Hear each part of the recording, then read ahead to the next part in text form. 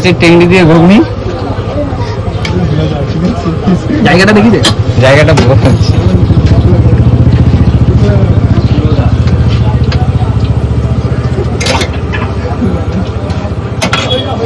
তো